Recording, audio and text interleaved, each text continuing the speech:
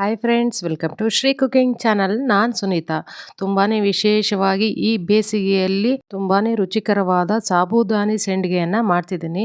ತುಂಬಾ ಈಸಿಯಾಗಿ ಎಲ್ಲರೂ ಕೂಡ ಮನೆಯಲ್ಲೇ ಸುಲಭವಾಗಿ ಮಾಡ್ಬೋದು. ಹೊರಗಡೆ ತಂದು ತಿನ್ನೋದಕ್ಕಿಂತ ಈ ಥರ ಮಾಡಿಕೊಂಡು ತಿಂದರೆ ತುಂಬಾ ಹೆಲ್ದಿಯಾಗಿ ಅಷ್ಟೇ ಟೇಸ್ಟಿಯಾಗಿ ಕೂಡ ಇರುತ್ತೆ. ಹಾಗೆ ಹೂವು ಅರಳ್ದಂಗೆ ಅರಳುತ್ತೆ. ಎಣ್ಣೆಯಲ್ಲಿ ಹಾಕಿದರೆ ಅಷ್ಟೊಂದು ಟೇಸ್ಟಿಯಾಗಿರುತ್ತೆ. ಹೇಗಾಗಿದೆ ಅಂತ ನೀವು ಒಂದ್ಸಲ ಇಲ್ಲಿ ನೋಡಿ. ಎಣ್ಣೆಯಲ್ಲಿ ಕರೆದ್ಬಿಟ್ಟು ತೋರಿಸ್ತಿದ್ದೀನಿ ನೋಡಿ. ಎಷ್ಟು ಕ್ರಿಸ್ಪಿಯಾಗಿದೆ. ಅದನ್ನು ಹೇಗೆ ಮಾಡೋದು ಅಂತ ನಾನಿಲ್ಲಿ ತೋರಿಸ್ತೀನಿ. ನಾನು ಈ ಮೆಜರ್ಮೆಂಟ್ ಕಪ್ಪಲ್ಲಿ ಎಲ್ಲ ಅಳತೆಯನ್ನು ತೆಗೆದುಕೊಂಡಿದ್ದೀನಿ. ಈ ಕಪ್ಪಲ್ಲಿ ನಾನು 4 ಕಪ್ಪಷ್ಟು ಸಾಬೂದಾನಿಯನ್ನು ತೆಗೆದುಕೊಂಡಿದ್ದೀನಿ. ನಾನು ಮೀಡಿಯಮ್ ಸೈಜ್ ಸಾಬೂದಾನಿಯನ್ನು ತೆಗೆದುಕೊಂಡಿದ್ದೀನಿ. ಚಿಕ್ಕವಾದರೂ ತೊಗೋಬೋದು, ನೀವು ದೊಡ್ಡ ಸೈಜನ್ನಾದರೂ ತೊಗೋಬೋದು. ನೋಡಿ, ಅದೇ ಕಪ್ಪಲ್ಲಿ ನಾನು 16 ಕಪ್ ನೀರನ್ನು ಹಾಕ್ತಿದ್ದೀನಿ. 1 ಕಪ್ ಸಾಬೂದಾನಿಗೆ 4 ಕಪ್ ನೀರಿನಷ್ಟು ಅಳತೆಯಲ್ಲಿ ನಾನು ಹಾಕ್ತಿದ್ದೀನಿ.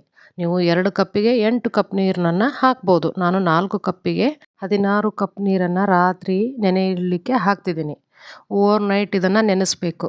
ಇವಾಗ 15 ಕಪ್ನಷ್ಟು ನೀರನ್ನು ಹಾಕ್ತಿದ್ದೀನಿ. ಈ ಪಾತ್ರೆ ಫುಲ್ಲಾಗಿ ಚೆಲ್ತಿದೆ, ಹಾಗಾಗಿ ನಾನು ಬೇರೆ ಪಾತ್ರೆಗೆ ಇದನ್ನು ಟ್ರಾನ್ಸ್ಫರ್ ಮಾಡ್ತಿದ್ದೀನಿ.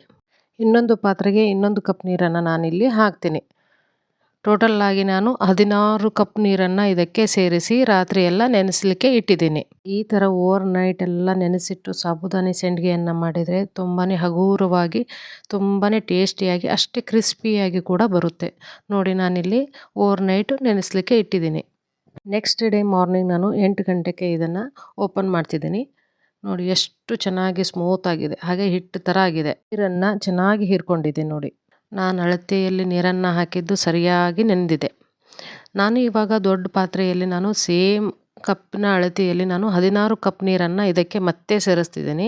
ಹಾಗೆ ಅದಕ್ಕೆ 2 ಟೇಬಲ್ ಸ್ಪೂನಷ್ಟು ನಾನು ಉಪ್ಪನ್ನು ಸೇರಿಸ್ತಿದ್ದೀನಿ. ನಾವು ಟಿಫಿನ್ ಮಾಡ್ತೀವಲ್ಲ, ಆ ಟೇಬಲ್ ಸ್ಪೂನ್ ಅಳತೆಯಲ್ಲಿ ನಾನು 2 ಟೇಬಲ್ ಸ್ಪೂನಷ್ಟು ಉಪ್ಪನ್ನು ಸೇರಿಸಿದ್ದೀನಿ. ಹಾಗೆ 1 ಟೇಬಲ್ ಸ್ಪೂನಷ್ಟು ಜೀರಿಗೆ, 1 ಟೇಬಲ್ ಸ್ಪೂನಷ್ಟು ಅಜವಾನವನ್ನು ಸೇರಿಸಿ ನೀರು ಚೆನ್ನಾಗಿ ಬಿಸಿಯಾದ ನಂತರ ನಾವು ಸಾಬೂದಾನಿಯನ್ನು ಇದಕ್ಕೆ ಸೇರಿಸ್ತಿದ್ದೀವಿ. ಇದನ್ನು ಹಾಗೆ ಕೈಯಾಡಿಸ್ತಾ ಇರಬೇಕು, ಹಾಗೆ ಬಿಟ್ಟರೆ ತಳ ಹಿಡಿಯುತ್ತೆ.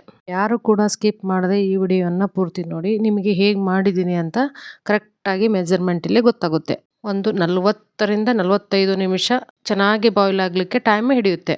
40 to 45 ಮಿನಿಟ್ಸ್ ಚೆನ್ನಾಗಿ ಬಾಯ್ಲ್ ಆಗಬೇಕು ಇದು. ನೋಡಿ, ಈ ಥರ ಬಂದಿದೆ. ಇನ್ನೂ ಚೆನ್ನಾಗಿ ಕುದಿ ಬರಬೇಕು. ನೋಡಿ, ನಾನಿಲ್ಲಿ ತೋರಿಸ್ತಿದ್ದೀನಲ್ಲ, ಈ ಥರ ಚೆನ್ನಾಗಿ ಕುದಿ ಬರಬೇಕು.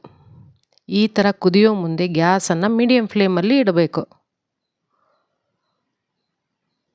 ತುಂಬಾ ರುಚಿಕರವಾಗಿ, ಅಷ್ಟೇ ಟೇಸ್ಟಿಯಾಗಿ, ಬಾಯಲ್ಲಿ ತುಂಬಾ ಹಗುರವಾಗಿ, ವರ್ಷ ಪೂರ್ತಿ ಇಟ್ಟರು ಕೆಡದಾರದಂತಹ ಸಾಬೂದಾನಿ ಸಂಡಿಗೆಯನ್ನು ನೀವು ಟ್ರೈ ಮಾಡಿ. ನೋಡಿ, ನಾನು ಒಂದು ಪ್ಲೇಟ್ನಲ್ಲಿ ಹಾಕಿ ತೋರಿಸ್ತಿದ್ದೀನಿ. ಈ ಕನ್ಸಿಸ್ಟೆನ್ಸಿಯಲ್ಲಿ ಬರಬೇಕು. ಅಳ್ಳಾಡಿಸಿದ್ರೆ ಆಚೆ ಈಚೆ ಹೋಗಬಾರ್ದು. ಕರೆಕ್ಟಾಗಿ ಗ್ರಿಪ್ಪಾಗಿ ಒಂದು ಸೈಡ್ ನಿಂದಿರಬೇಕು. ಇವಾಗ ಕರೆಕ್ಟಾಗಿ ಆಗಿದೆ ಅಂತ ಅರ್ಥ.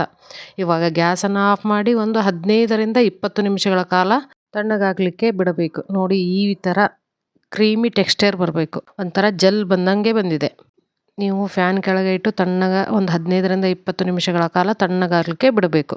ನೋಡಿ, ಇವಾಗ ನಾನು ತಣ್ಣಗಾದ ಮೇಲೆ ಒಂದು ಚಿಕ್ಕ ಪಾತ್ರೆ ಅಥವಾ ಒಂದು ಬುಟ್ಟಿಯಲ್ಲಿ ಇದನ್ನು ಸಾಬೂದಾನಿಯನ್ನು ಹಾಕಬೇಕು.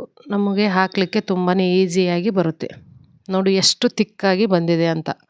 ನಾವು ಈ ಸೈಜಿನ ಒಂದು ಸಾರಿನ ಸೌಟನ್ನು ತೆಗೆದುಕೊಂಡು ನಾನು ಹಾಕ್ತಿದ್ದೀನಿ. ನೋಡಿ, ನಾನು ಒಂದು ಸೀರೆಯನ್ನು ಹಾಸಿ ಅದರ ಮೇಲೆ ಪ್ಲಾಸ್ಟಿಕ್ ಪೇಪರನ್ನು ಹಾಕಿ, ಸ್ಯಾಂಡಿಗೆ ಪೇಪರನ್ನು ಹಾಕಿ ನಾನು ಹಾಕ್ತಿದ್ದೀನಿ. ನೀವು ಸೀರೆ ಮೇಲೆ ಹಾಕಿದರೆ ಅಂಟ್ಕೊಳ್ಳುತ್ತೆ. ಪ್ಲಾಸ್ಟಿಕ್ ಕವರ್ ಮೇಲೆ ನೀವು ಹಾಕಬೇಕು. ನಿಮಗೆ ಯಾವ ಶೇಪ್ ಬೇಕು ನೋಡಿ, ದೊಡ್ಡದು ಬೇಕಾದರೆ ದೊಡ್ಡದು ಹಾಕ್ಬೋದು, ಚಿಕ್ಕದು ಬೇಕಾದರೆ ಚಿಕ್ಕದು ಹಾಕ್ಬೋದು. ಯಾರೆಲ್ಲ ಫಸ್ಟ್ ಟೈಮ್ ನಮ್ಮ ಚಾನಲನ್ನು ನೋಡ್ತಿದ್ದೀರಾ, ದಯವಿಟ್ಟು ನಮ್ಮ ಚಾನಲನ್ನು ಸಬ್ಸ್ಕ್ರೈಬ್ ಮಾಡಿ. ಹಾಗೆ ಈ ವಿಡಿಯೋ ಇಷ್ಟ ಆದರೆ ಈ ವಿಡಿಯೋನ ನಿಮ್ಮ ಫ್ರೆಂಡ್ಸ್ ಆ್ಯಂಡ್ ಫ್ಯಾಮ್ಲಿಗೆ ಶೇರ್ ಮಾಡಿ. ಈ ಬೇಸಿಗೆಯಲ್ಲಿ ತಪ್ಪದೇ ಈ ಥರನಾದ ಸಾಬೂದಾನಿ ಸಂಡಿಗೆಯನ್ನು ಒಂದ್ಸಲ ಮಾಡಿ ಟೇಸ್ಟ್ ನೋಡಿ ನಮಗೆ ಕಮೆಂಟ್ ಮಾಡಿ. ನೋಡಿ, ಎಷ್ಟು ಚೆನ್ನಾಗಿ ಬಂದಿದೆ. ಕೇವಲ 15ರಿಂದ 20 ನಿಮಿಷಗಳ ಸಾಕು ಈ ಸಂಡಿಗೆಯನ್ನು ನಾವು ಹಾಕಲಿಕ್ಕೆ. ತುಂಬಾ ಚೆನ್ನಾಗಿ, ಅಷ್ಟೇ ಟೇಸ್ಟಿಯಾಗಿ ಕೂಡ ಬರುತ್ತೆ. ನೀವು ಒಂದ್ಸಲ ಮಾಡಿಟ್ಕೊಂಡ್ರೆ ವರ್ಷ ಪೂರ್ತಿ ಕೆಡದಾರ್ದಂಗೆ ಇಡ್ಬೋದು. ತುಂಬಾ ಈಸಿಯಾಗಿ ಯಾರು ಬೇಕಾದರೂ ಮಾಡ್ಬೋದು. ಹೊಸದಾಗಿ ಯಾರೆಲ್ಲ ಸಂಡಿಗೆಯನ್ನು ಮಾಡ್ತಿದ್ದೀರಾ, ಈ ಥರ ಒಂದ್ಸಲ ಸಾಬೂದಾನಿ ಸಂಡಿಗೆಯನ್ನು ಟ್ರೈ ಮಾಡಿ ನೋಡಿ. ನಿಮಗೆ ಸಂಡಿಗೆ ಇನ್ನೂ ಸಣ್ಣದು ಬೇಕಾದರೆ ನೀವು ಟಿಫಿನ್ ಮಾಡೋ ಸ್ಪೂನಲ್ಲೇ ಹಾಕ್ಬೋದು. ನಾವು ಬಿಸಿಲಲ್ಲಿ 2ರಿಂದ 3 ದಿನ ಚೆನ್ನಾಗಿ ಒಣಗಿಸ್ಬೇಕು. ಹಾಗಾಗಿ ವರ್ಷ ಪೂರ್ತಿ ನಾವು ಸ್ಟೋರ್ ಮಾಡಿ ಇಡಲಿಕ್ಕೆ ಆಗುತ್ತೆ. ನೋಡಿ ಎಷ್ಟು ಚೆನ್ನಾಗಿ ಬಂದಿದೆ, ಎಷ್ಟು ಚೆನ್ನಾಗಿ ಕಾಣ್ತಿದೆ. ನೀವು ಇದಕ್ಕೆ ಫುಡ್ ಕಲರ್ ಬೇಕಾದರೆ ನೀವು ಆ್ಯಡ್ ಮಾಡ್ಕೋಬಹುದು. ಜೀರಿಗೆ ಅಜ್ವಾನ ಫ್ಲೇವರ್ ಚೆನ್ನಾಗಿ ಕೊಡುತ್ತೆ ಅಂತ ನಾನು ಹಾಕಿದ್ದೀನಿ. ನೀವು ಜೀರಿಗೆ ಅಥವಾ ಅಜ್ವಾನ ಬೇಡವಾದರೆ ಸ್ಕಿಪ್ ಮಾಡ್ಬೋದು. ಇದೇ ಥರನಾಗಿ ನಾವು ಎಲ್ಲ ಸಂಡಿಗೆಯನ್ನು ಹಾಕಿದ್ದೀನಿ. ಹಾಗೆ ನಮ್ಮ ಚಾನಲಲ್ಲಿ ಅಕ್ಕಿ ಸಂಡಿಗೆ ಮತ್ತು ಆಲೂಗಡ್ಡೆ ಚಿಪ್ಸು ಹಾಗೆ ಅಕ್ಕಿ ಹಿಟ್ಟಿನ ಹಪ್ಪಳವನ್ನು ಯಾವ ಥರ ಮಾಡೋದು ಅಂತ ನಾನು ತೋರಿಸಿ ಕೊಟ್ಟಿದ್ದೀನಿ. ಯಾರು ಬೇಕೋ ಅವರು ನೋಡ್ಬೋದು ಹೋಗಿ. ಹಾಗೆ ಈ ಎಲ್ಲ ಸಂಡಿಗೆ ಲಿಂಕನ್ನು ನಾನು ಡಿಸ್ಕ್ರಿಪ್ಷನ್ ಬಾಕ್ಸ್ನಲ್ಲಿ ಲಿಂಕನ್ನು ಕೊಟ್ಟಿರ್ತೀನಿ. ನೀವು ನೋಡ್ಬೋದು, ನೋಡಿ ಮಾಡ್ಬೋದು. ತುಂಬಾ ಚೆನ್ನಾಗಿ ಅಷ್ಟೇ ಈಸಿಯಾಗಿ ಎಲ್ಲರೂ ಕೂಡ ಮಾಡ್ಬೋದು. ಹಾಗೆ ನೋಡಿ ಸಾಯಂಕಾಲ ನಾನು ತೋರಿಸ್ತಿದ್ದೀನಿ ಎಷ್ಟು ಚೆನ್ನಾಗಿ ಒಣಗಿ ಬಂದಿದೆ ಅಂತ. ಆ ಪೇಪರ್ ಬಿಟ್ಟು ಬಂದಿದೆ ನೋಡಿ, ತಾವಾಗೆ ಪೇಪರನ್ನು ಬಿಟ್ಕೊಂಡಿದೆ. ಪೇಪರ್ ಮೇಲೆ ಹಾಕಿದರೆ ಈ ಥರ ಬಿಡಿಸುವಂಥ ಅವಶ್ಯಕತೆಯೇ ಇರೋದಿಲ್ಲ.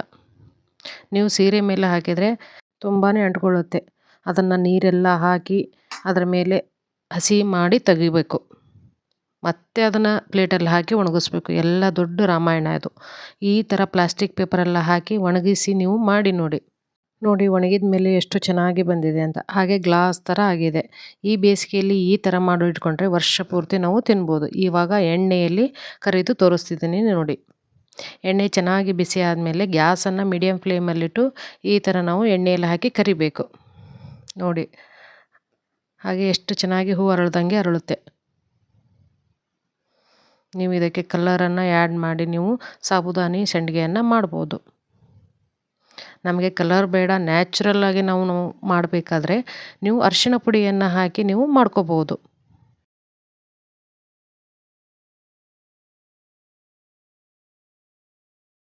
ಎಲ್ಲ ಸೀಸನಲ್ ರೆಸಿಪಿಯನ್ನು ನಮ್ಮ ಚಾನಲಲ್ಲಿ ಅಪ್ಲೋಡ್ ಮಾಡ್ತೀನಿ. ಮರೆಯದೇ ನಮ್ಮ ಚಾನಲನ್ನು ಸಬ್ಸ್ಕ್ರೈಬ್ ಮಾಡಿ ನೋಡಿ.